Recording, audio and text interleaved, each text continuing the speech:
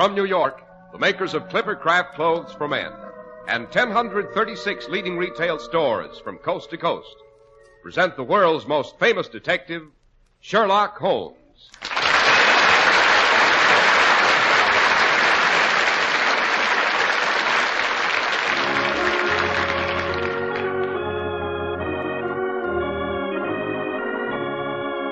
Our stories are based upon the character of Sherlock Holmes, created by Sir Arthur Conan Doyle.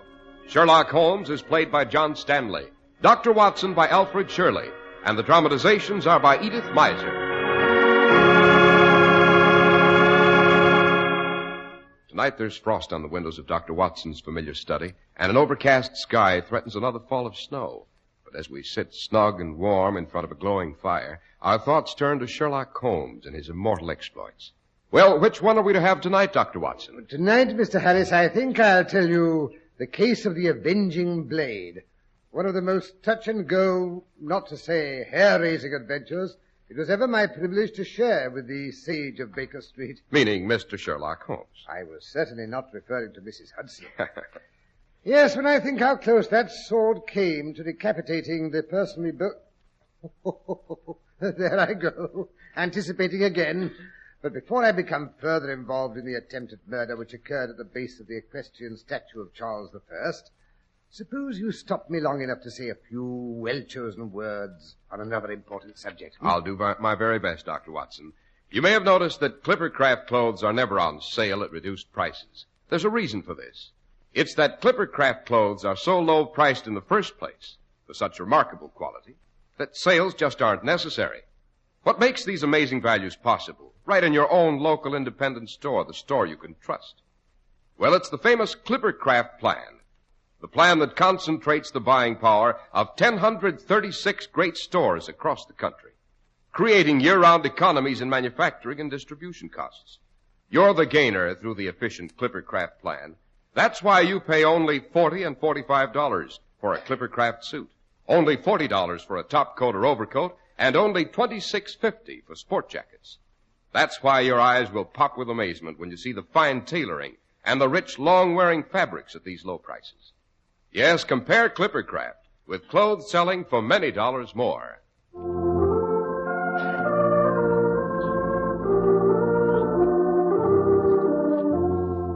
And now to return to the avenging blade, the attempted murder and the equestrian statue, Dr. Watson. Yes. The famous statue of Charles I stands in Charing Cross, which, as you know, is often called the center of London. Charing Cross, isn't that the open space to the south of Trafalgar Square, Dr. Watson? Correct, Mr. Harris.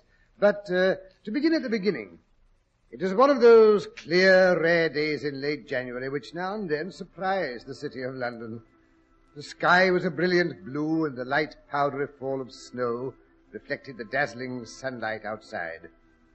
Holmes was lounging on the sofa in a brilliant purple dressing gown, his pipe rack within his reach, ashes scattered on the floor, and the crumpled morning papers littering the room in all directions.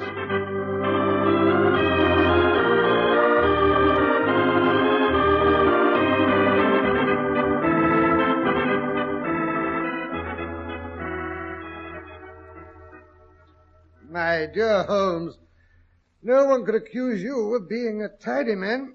Only in my head, Watson. My brain houses what is probably the most accurate and complete collection of information in all of England, if not in the entire world.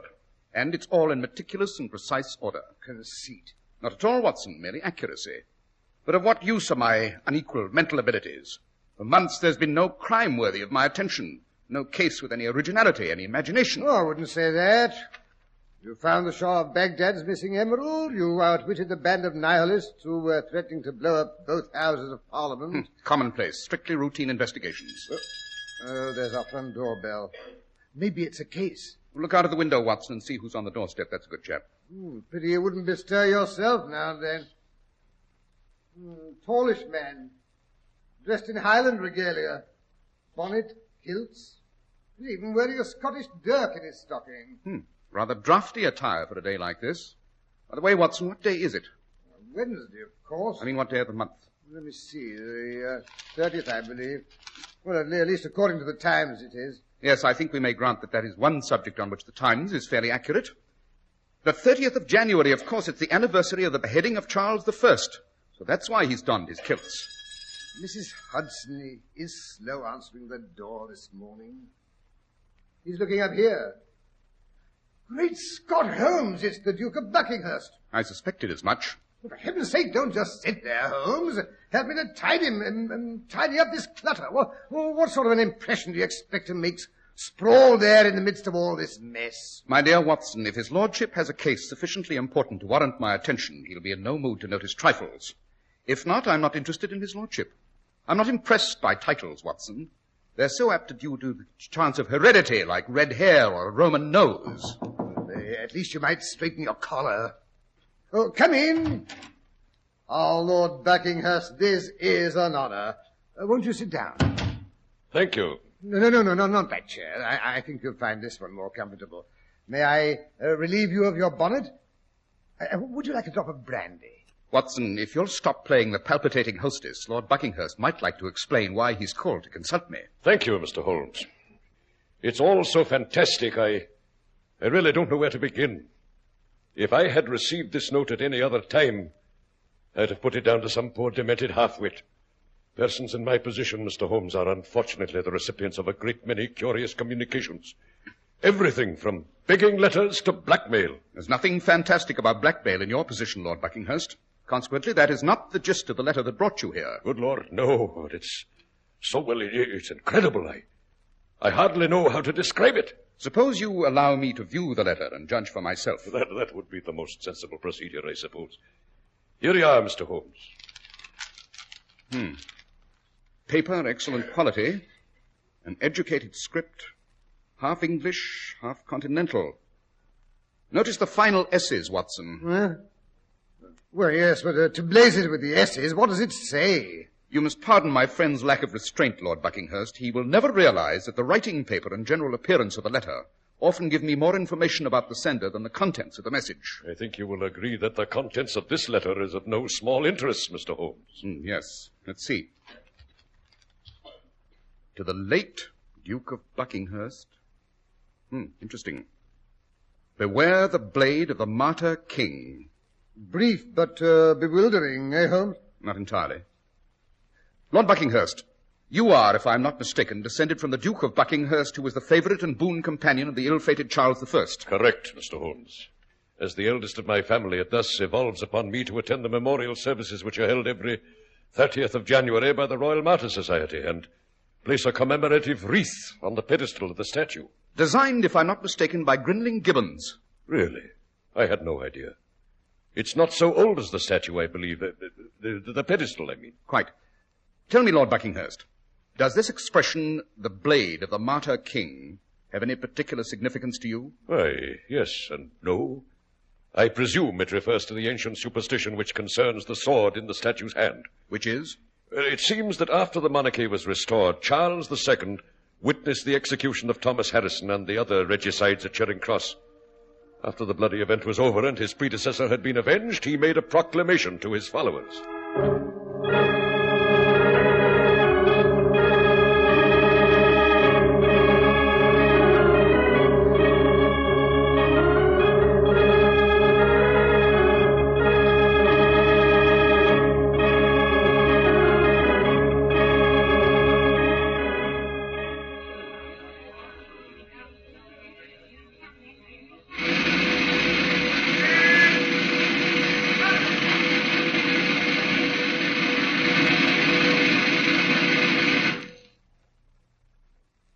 You have witnessed the fate which befalls those who dare to turn against the crown.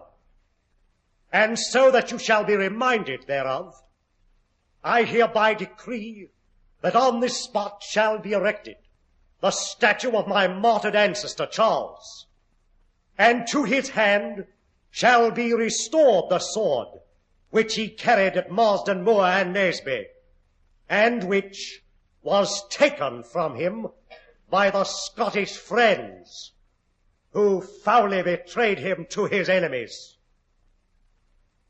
If any man dare henceforth to plot against the crown, let him beware that sword.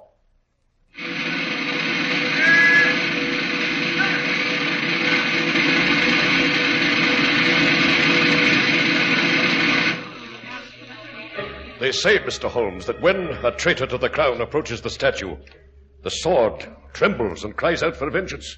How is that supposed to affect you, Lord Buckinghurst? Lest if I know. And yet someone obviously wants you to believe that if you attend this ceremony today, there'll be a catastrophe of some sort. I say, why not just send word you have a bad cold and can't attend? As a medical man, I'd be more than glad to vouch for your indisposition. Never. Whoever wrote that note doesn't know me very well. If he thinks he can scare me off by any such hocus-pocus... Or he may know you very well. Tell me, Lord Buckinghurst, if you should be incapacitated on any of these occasions, who would be called on to place the wreath on the pedestal? Why, my heir, of course. You have a son old enough to represent you? No, Dr. Watson. I allude to my brother James. I'm a bachelor and have no children. If anything should happen to me, my brother inherits the title. By any chance, Lord Buckinghurst, was your brother educated in France? Why, yes, Mr. Holmes. He attended the Sorbonne. It was while he was studying in Paris that he met Claire, his wife. Oh, I see what you're driving at. You think James may have written that note hoping to keep me at home so he would have the limelight in today's celebration? No. In the first place, my brother knows me too well for that. And in the second place, he's insufferably shy. He'd die of stage fright if he had to make a public appearance of any sort. But he will attend the ceremony. Oh, yes, Mr. Holmes. The entire family will be there. Should be a rather colourful affair. What do you say we accompany Lord Buckinghurst, Watson? Oh, with pleasure. And I promise you, sir, that whatever the danger is that threatens you, you'll be quite safe with Sherlock Holmes along. Don't be fatuous, Watson. Why do you think I dropped in this morning? But we'd better be getting along. The program begins in half an hour. Oh, there's no hurry. We have plenty of time for a stirrup cup. Scotch, I believe, would be appropriate to the occasion. Aye. Take my advice and drink it neat.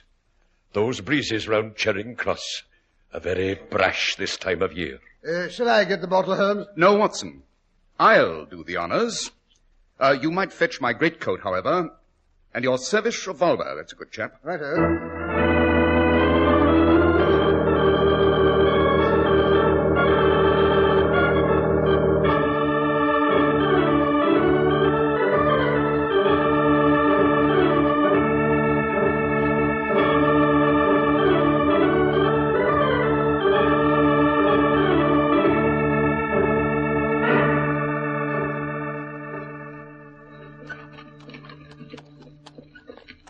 I don't know whether you know it, Lord Buckinghurst, but the statue of Charles I you are about to decorate has a rather ironic history. Really?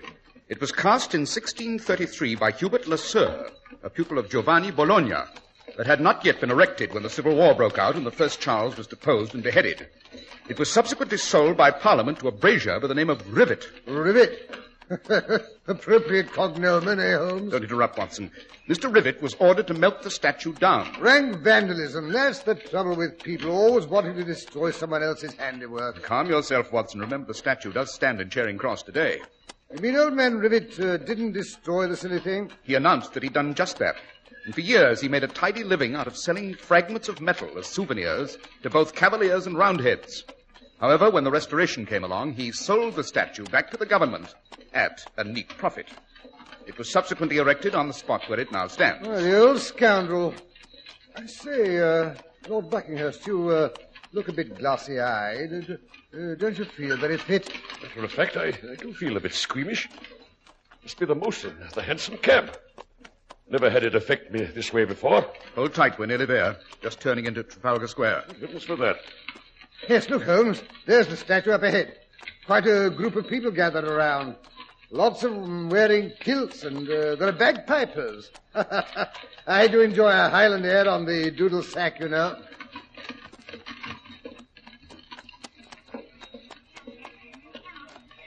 Oh, here we are, Lord Buckinghurst. Good. Get me out of here. I'll be all right when I get my feet on terra firma.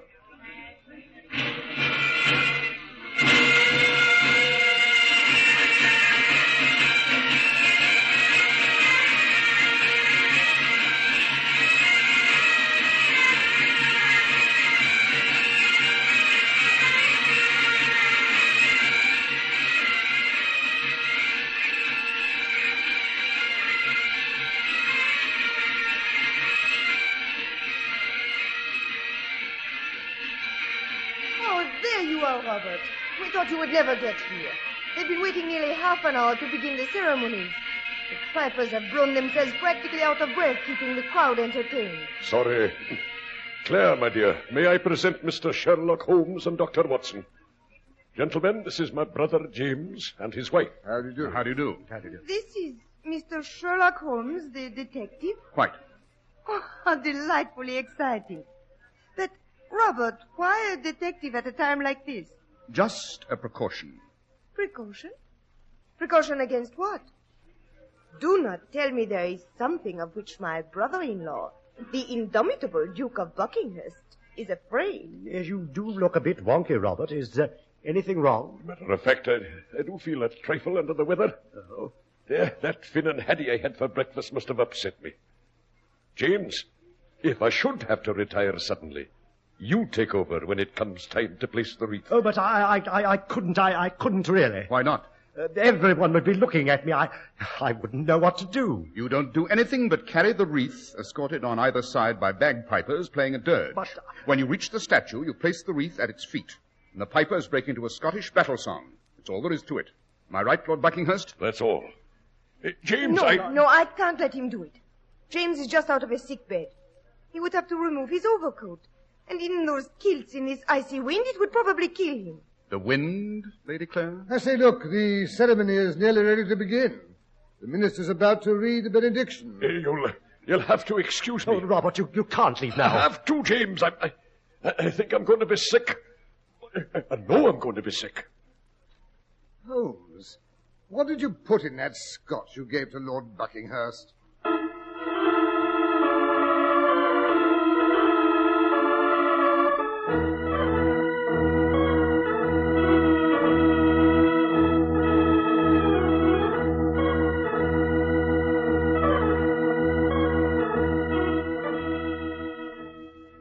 Here come the bagpipers with the wreath.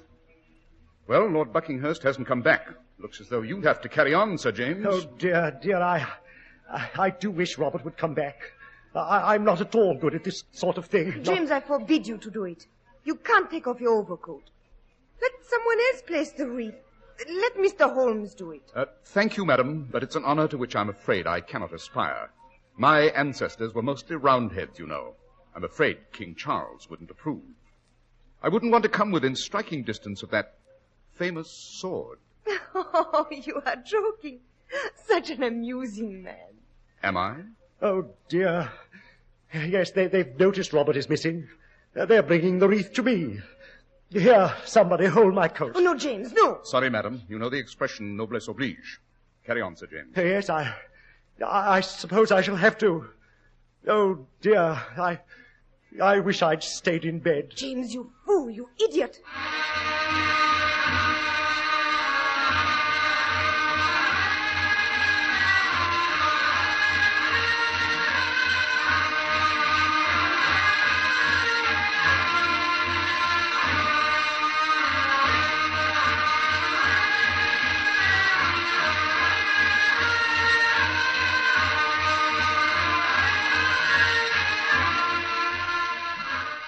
Not a very impressive figure, the cadet branch of the House of Buckinghurst, eh, Holmes? No man with knocked knees should wear kilts in public. Still, there are all kinds of courage, Watson.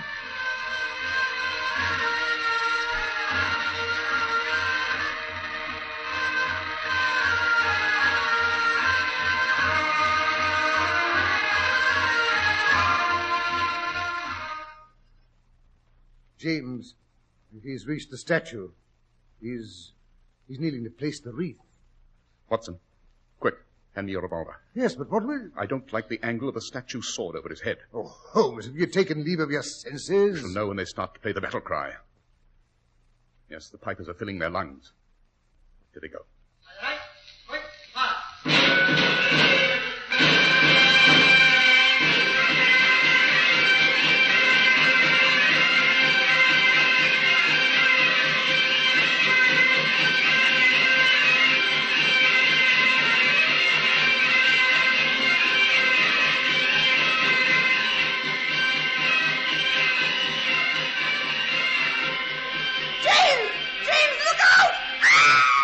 The sword is falling!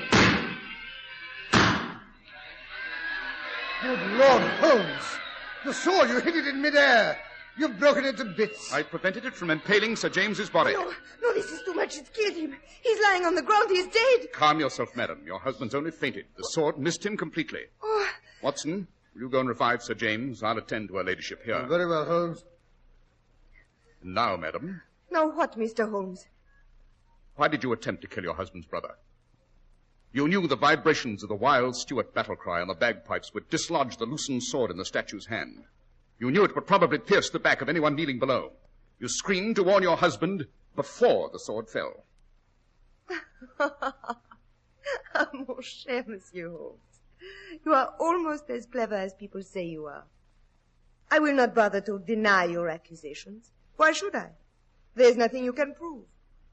What have I to be afraid of? The man you hired to loosen the sword in the statue's hand. With my sources of information, it shouldn't take me more than 24 hours to find him. With my powers of persuasion, it shouldn't take me more than 24 minutes to make him talk. What is that expression they teach the children in this country, Mr. Holmes? Do not count the chickens until they are hatched?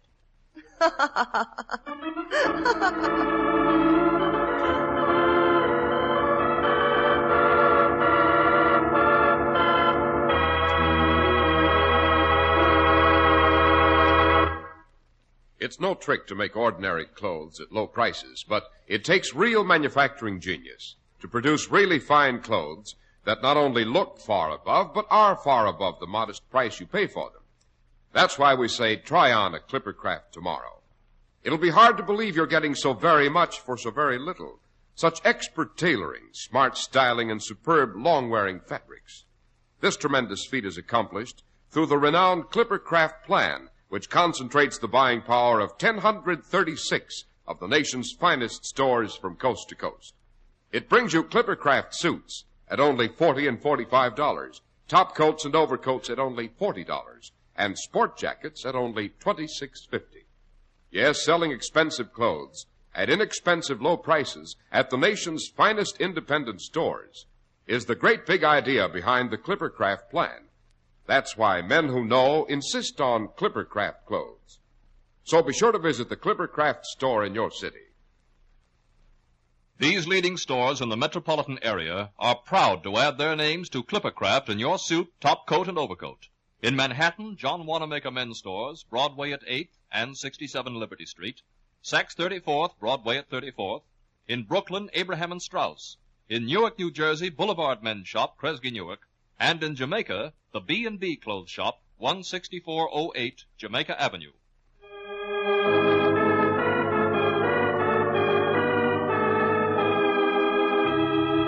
And now back to Sherlock Holmes and Dr. Watson. We find them standing in the dim light of a street lamp which marks the entrance to a crooked lane in Soho. Large flakes of falling snow intensify the expectant silence of the winter night.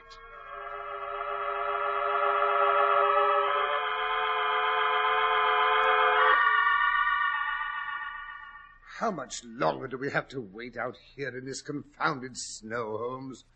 It's after midnight. We shall wait here, Watson, until the Lady Clare arrives to pay a visit to the artisan who loosened the sword for her.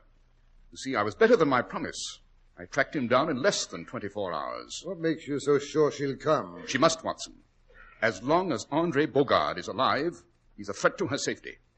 You think she'll try to finish him off? My dear Watson, a woman who's capable of attempting to murder her husband's brother so that he may inherit is capable of anything. Holmes, when did you first suspect the vixen? From the beginning.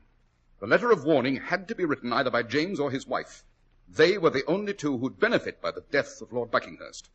They were the only two who knew him well enough to know the effect the letter would be bound to have on him. You mean he'd attend the ceremony come hell or high water? Exactly. James didn't duck when the bagpipes burst into that violent squalling. Claire, however, screamed to warn him. Hence, she was the guilty party. QED. Here comes a four-wheeler. Yes, it's turning down this alleyway. Down behind these barrels, Watson.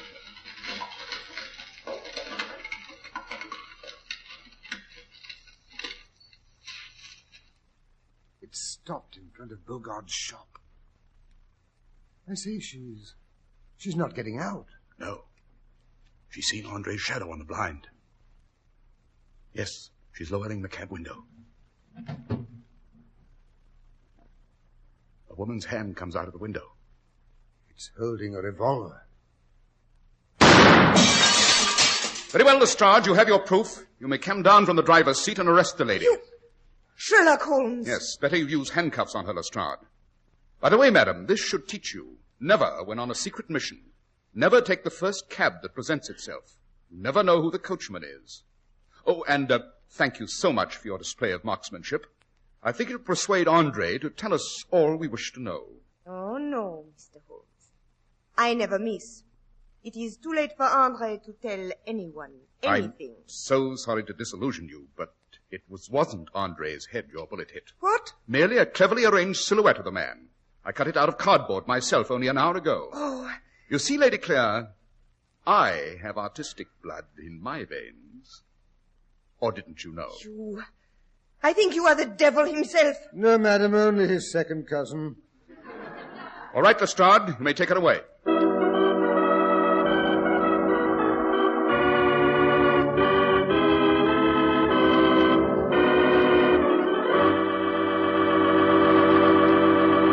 Well, that was a touch-and-go adventure, Dr. Watson, just as you promised. But tell me, what did Holmes put in the Duke of Buckinghurst's scotch? Something out of my medical kit, I'm afraid. Something called Epicac. It's a well-known emetic. You see, Holmes had to be sure the Duke of Buckinghurst would not be able to perform his part of the ceremony. I see. And now, Dr. Watson, what's the theme of next week's story? Next week, I'm going to take you back to Hurlstone, Mr. Harris. Hurlstone, wasn't that the ancient manor house that was the scene of the Musgrave ritual? Right. Next week's story is a different one, however. It concerns a gruesome family ghost story told by Reginald Musgrave's newly acquired wife, and how Mr. Plunkett, the Pickle King, insisted on sleeping in the room where Charles I had slept, and how the ghost story was reenacted with more accuracy than anyone had believed possible.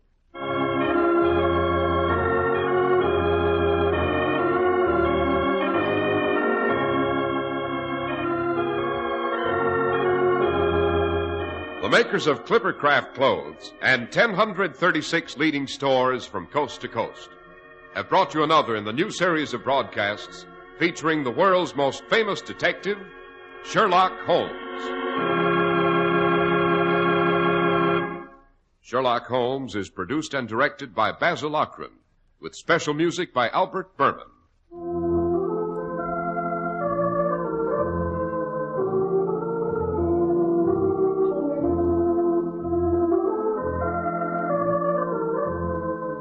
If you don't know your Clippercraft dealer, write Clippercraft, 200 Fifth Avenue, New York City.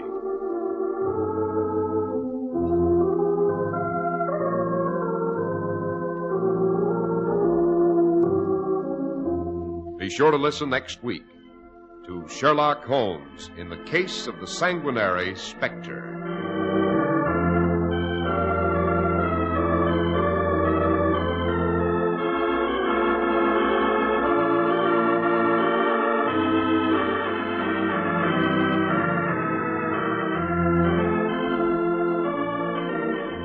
If you'd like to attend the Sherlock Holmes broadcasts in New York, see your local Clippercraft dealer, and he'll tell you how to obtain your tickets. This is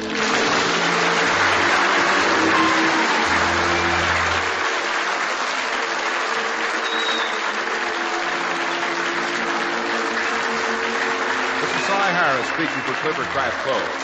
This is the world's largest network serving more than 450 radio stations, the Mutual Broadcasting System. Be sure to hear Melvin Elliott reporting the latest headline news, which follows in just a moment. Fly Eastern Airlines' new type Constellation with 300 million passenger miles of dependability. Fly Eastern Airlines. Remember, there's no finer way to travel.